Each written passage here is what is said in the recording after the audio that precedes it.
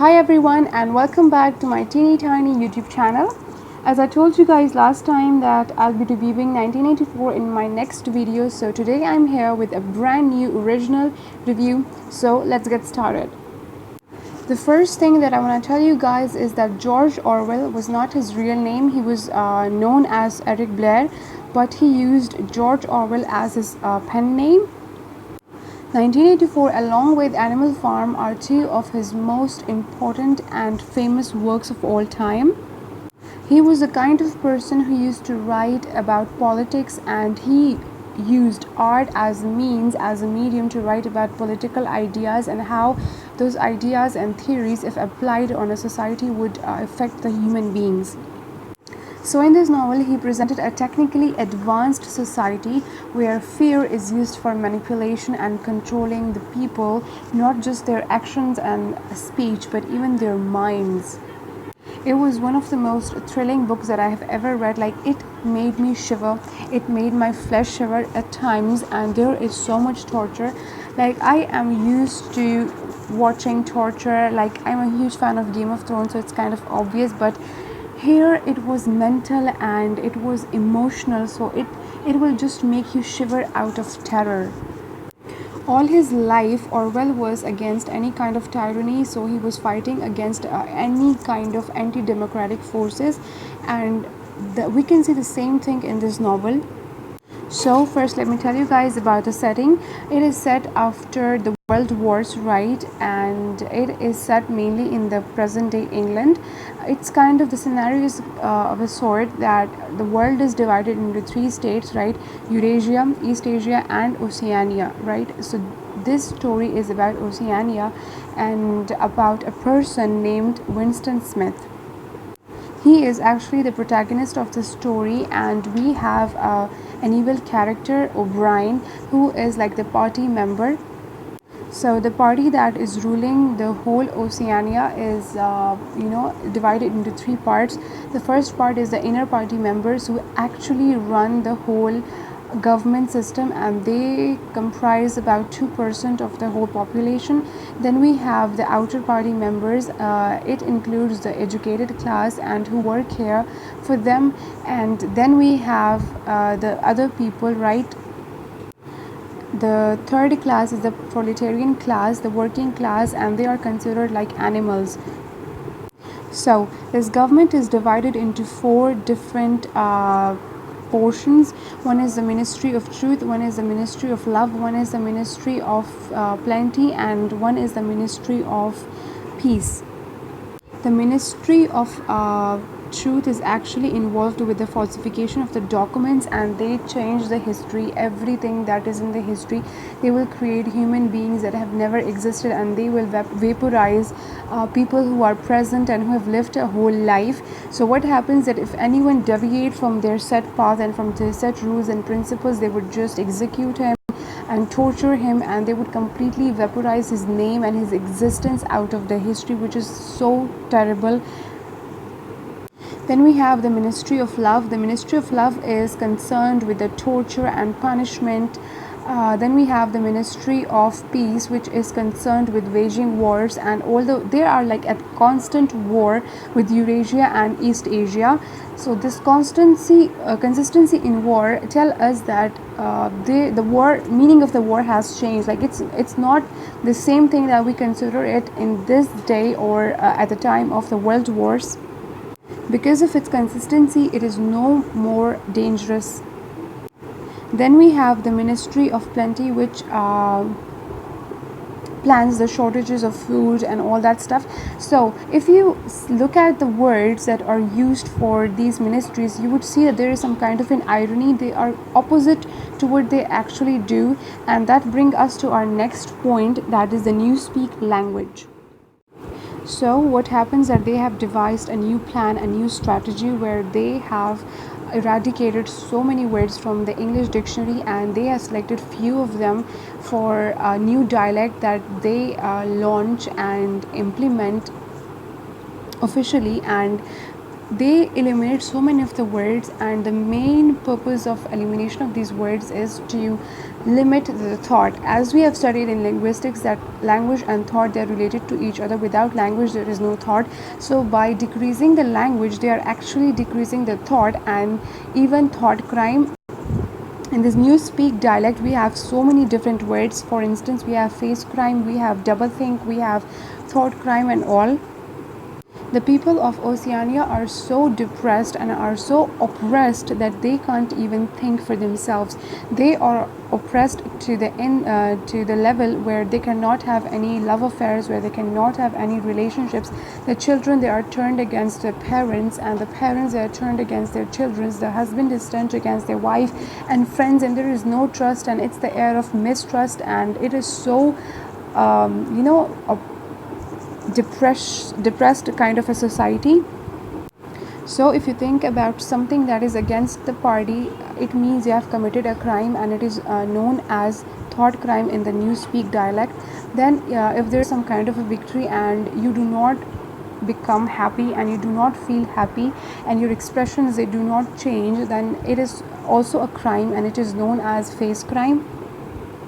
Then we have a really interesting concept in here, which is known as the double thought. Here you can also call it orthodoxy.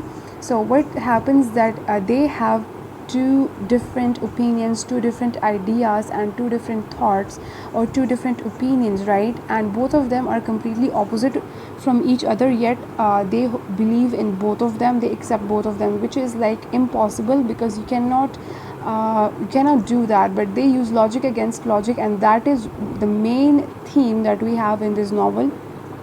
The biggest and the most proper example are the names of the ministries, like the Ministry of Peace, which is connected to the war, the Ministry of Plenty, which is connected to the shortages of food, and the Ministry of Love, which is connected to the punishments and different tortures. And then we have the Ministry of Truth, which does nothing but alter the history or alter the past and the facts, and they write whatever they want to. The Ministry of Truth and its process actually refers to a time where Hitler would just change the history for his own political reasons and for his own absolute power. So we can say that Orwell has depicted and mentioned so many things that he saw in his age and his previous age, and he imbibed all that into this book. During the World Wars, he was working in BBC, and at that time he saw that the people were they were altering the truths and the facts and the news and all that. When he saw that, he was really disturbed with that idea, and he implemented those ideas. He wrote about those ideas in his novel in 1984. So this party has like 3 slogans. The first is that freedom is slavery, the second one is ignorance is strength, and the third one is war is peace, which is completely opposite, which is something contradictory, and which is again a very good example of the double think concept and philosophy that we can find in this book. So let's come back to the plot of the story. What happens that all of these members of the inner party and the outer party, they are observed through the help of a telescreen, which can record your sound and which can see you visually. It's kind of the surveillance system that we have in today's world. So by these means, they can detect everything you say and everything you do, and even your expressions and everything. They have these telescreens in the office cubicles, in your bathroom, in your halls, in your rooms, in everywhere, in stairs. Like, you cannot deceive them, you cannot be away from their eye. They are all the time observing you.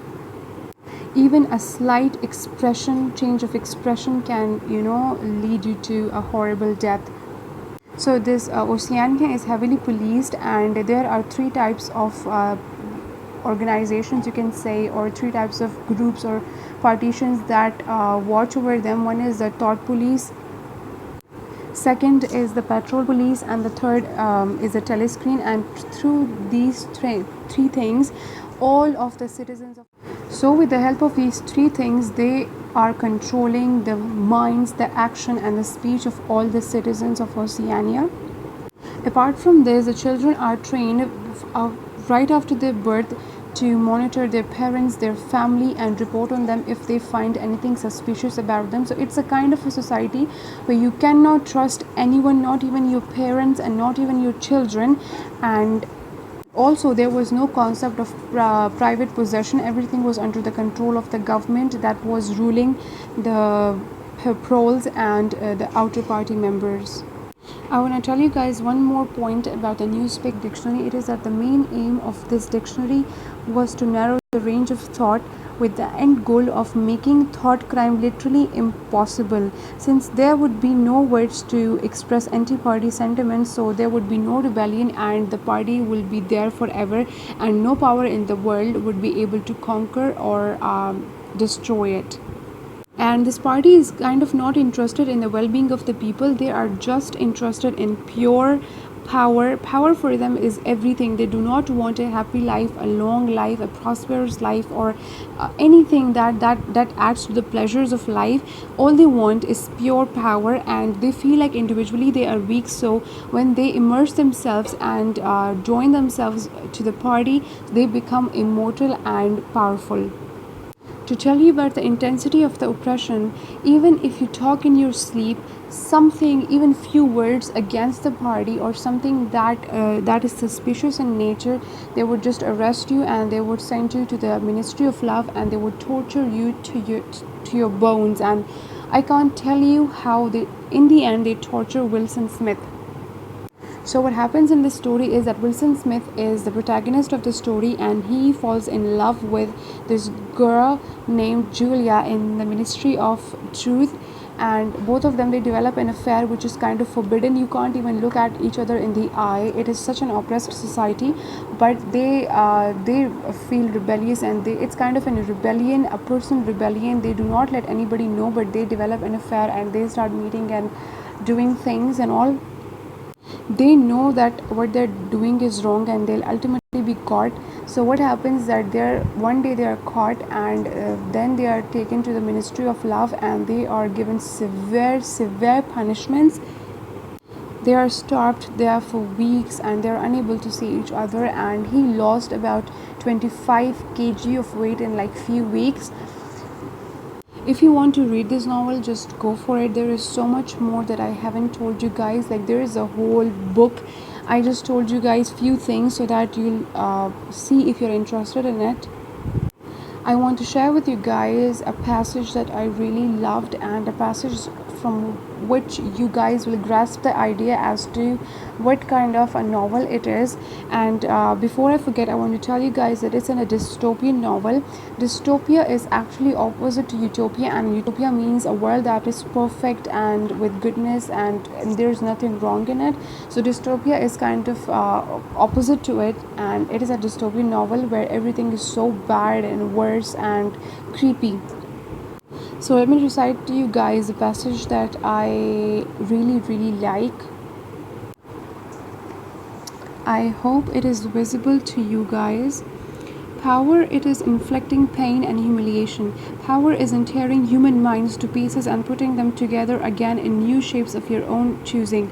Do you begin to see, then, kind of world we are creating? It is the exact opposite of the stupid hedonistic utopias that the old reformist imagined. A world fear and treachery and torment, a world of trampling and being trampled upon, a world which will grow not less but more merciless as it refines itself.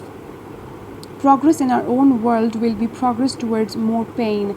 The old civilization claimed that they were founded on love and justice. Ours is founded upon hatred. In our world, there will be no emotions except fear, rage, triumph, and self-abasement. Everything else we shall destroy. Everything. Already we are breaking down the habits of thought which have survived from before the revolution. We have cut the links between child and parent, and between man, and between man and woman. No one dares trust a wife or a child or a friend any longer, but in the future there will be no wives and no friends. Children will be taken from their mothers at birth, as one takes eggs from a hen. The sex instinct will be eradicated. Procreation We shall abolish the orgasm. Our neurologists are at work upon it now. There will be no loyalty except loyalty towards the party. There will be no love except the love for Big Brother. There will be no laughter except the laughter of triumph over a defeated enemy. There will be no art, no literature, no science. When we are all omnipotent, we shall have no more need for science. There will be no distinction between beauty and ugliness. There will be no curiosity, no enjoyment of the process of life. All competing pleasures will be destroyed. But always, do not forget this, Winston, always there will be an intoxication of power, constantly increasing and constantly growing subtler. Always, at every moment, there will be a thrill of victory, the sensation of trampling on an enemy who is helpless. If you want a picture of the future, imagine a boot stamping on a human face forever. I hope you got the idea as to what I want to say. One thing more I want to tell you guys about the Big Brother. It is the kind of face which is always there on a poster and with a caption that Big Brother is watching you. It's not mentioned if it's a real person, and it seems like it's not a real person, but it is just a falsification of the history, and it is someone who do not exist in reality, but it is something that the party represent itself, and the love of people is not like for the love for the party, but it is for this individual who they just praise like a god.